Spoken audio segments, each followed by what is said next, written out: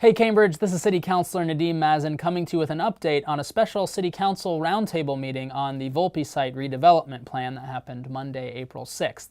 The Volpe Center is one of the gems of the Department of Transportation that focuses on research and safety, and is actually a self-funded site. So Congress does not appropriate money in the budget for this research. When they want to do something like a redevelopment, or when they want to make their operating budget break even in a year, they actually sell services to other government entities.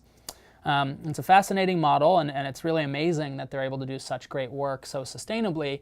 The question now is, how does an entity like that is self-sustaining, redevelop? How could they afford to redevelop? So they're on a 15-acre site, and they're proposing to make a new $150 to $250 million research facility, state-of-the-art, in a 5-acre plot. And the rest of the acreage, about 10 acres, would become part of a kind of quid pro quo developer project. And on that PUD, on that planned unit development, there are kind of K2 standards, standards that have been researched and discussed by the city for what a developer would have to bring to the table in order to meet the city's demands on the 10 acres. The federal government, as you may or may not know, is almost more or less allowed to ignore zoning on their 5 acres, but that would not be the case for the 10 acres that became a developer project. And in fact, the city would have a great deal of control over what is to happen on the developer side of that project. All this will start in mid to late 2016, and so we have some time to get this discussion going. In the meantime, Volpe will be doing a request for qualifications and a request for proposals to get the right developer on board. And it's our job as a council and as the planning board to begin clarifying any of the questions or concerns we have about the development side of that project, and even about the Volpe side, to the extent that they are actually really good neighbors and they do want to adhere to a lot of the plans that we have for that site and for development in our city in general. My comments on Monday centered around the following.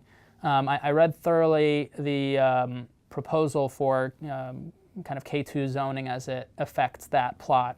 And I think it's really important that we understand the costs of development. When developers come in, they often say, hey, for us to break even, we have to do this, that, or the other thing. We have to remove amenities, and we have to go up to this height or this bulk because we said so. And I think it's really important now that we're this far out to clarify the exact costs that Volpe will face in the 5 acres that they're making their new research center on, because that will be the main driving factor on the commercial and residential space that a developer says they need to make and how they say they need to make it.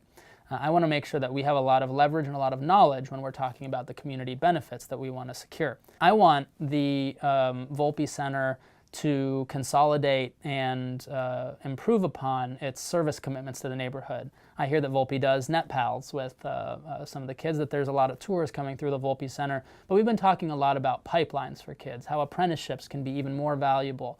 And I've been talking about how, as federal employees, Volpe Center employees are actually allowed and encouraged to spend a certain amount of time in service of the community.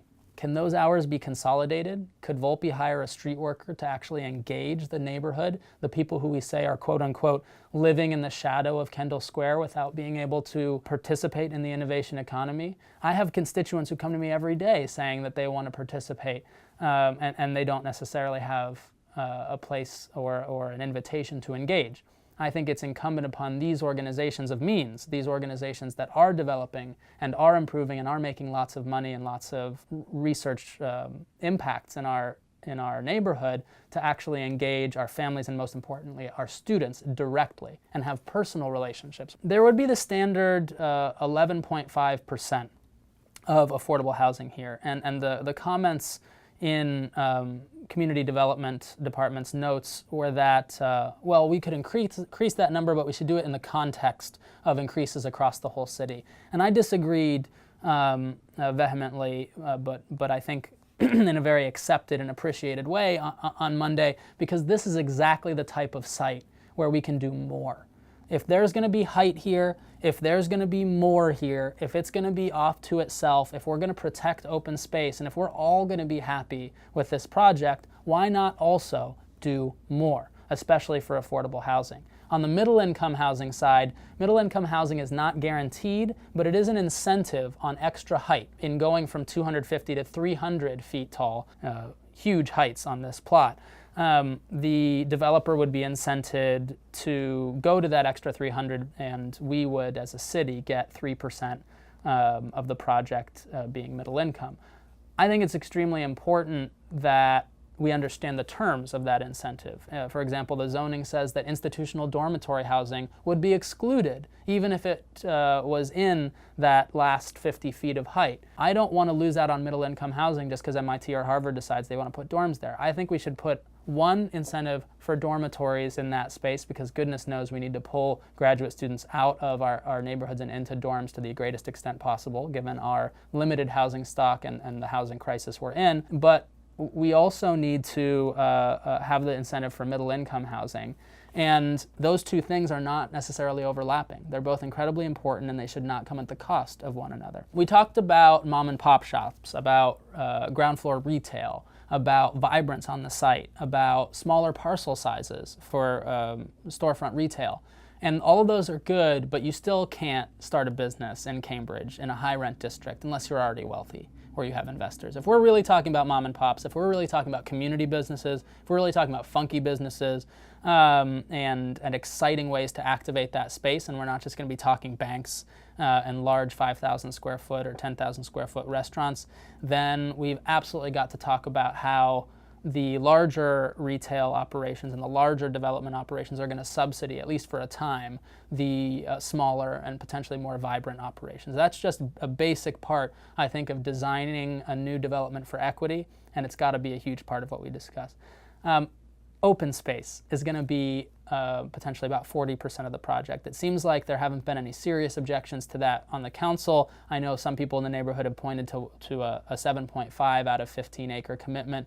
As Volpe redevelops on its side and as the 10 acres kind of spins out as its own entity, I think we're kind of trying to recreate what that breakdown will be. And right now the zoning looks like about 40% for open space, which seems to be the largest commitment in any recent project. And so it should be a lot of open space. What I want to make sure is that we don't detract or subtract from that open space by allowing vague language in the zoning. In this case, I'm pushing back against language that seems to say open space could be on a rooftop and could have limited hours, which doesn't really fly for me. If it's going to be on a rooftop, it's got to have extended hours and real public access assured and committed. And we can't necessarily say that a service road or a pathway is open space. And so I don't want to see a large snaking network of service roads and pathways and loading docks and other things being counted as open space. And I called that out on Monday, and I think there wasn't any major objection that I heard. The last thing is that the Volpe Center is extremely closely involved in the SBIR Small Business Grants Program. And if we're going to be using small businesses for innovation and research in our city, as well we should, in Cambridge of all places, then I want to understand how Volpe is going to work with our local businesses to make sure that we're involved in that granting program. And right now it seems like we're not heavily involved, and I'd love to see that come to fruition. So this is a longer update than usual, but it's also, I think, a very comprehensive update on some of the things to look out for in this agreement as it comes up. It definitely behooves us to meet and talk about the brass tacks on this sooner rather than later. Now is the time to get your objections noted. Now is the time to read the zoning and the suggestions that have been published as part of that meeting on the city website at cambridgema.gov. Now is the time to reach out to me at nmazen@cambridgema.gov if you're not sure where to find those resources or if you have other questions or ideas.